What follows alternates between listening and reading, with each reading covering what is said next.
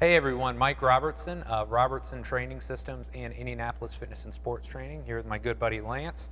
And today we're going to demonstrate a foundational core exercise, which is the bird dog. A lot of people perform this exercise, they've seen it, but unfortunately a lot of people have a tendency to screw it up. They don't do it as effectively as they could.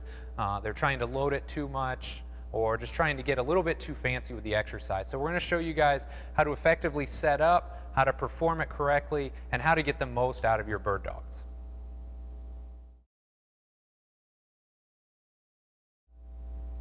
Okay, so we've got Lance set up in the bird dog position in an ideal setup. He's got his hands underneath his shoulders and his knees underneath his hips. People that are unstable have a tendency to do what I call the A-frame, where they walk their hands out really far. This gives them a wider base of support, and they don't have to be as stable in this position. So make sure hands underneath shoulders, knees underneath hips.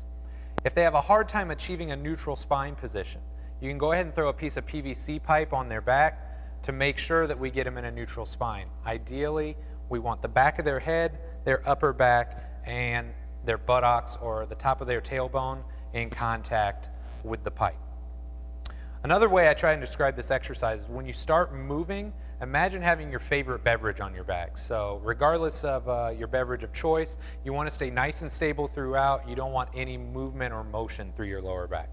So once you're set up, you're going to gently brace the core. We don't want any high threshold strategies where you're really clamping down. Keep in mind this is a bird dog, it's not a 500-pound squat. So I just tell them lengthen the spine gently, and then you're going to either lift the arm, the leg, or both.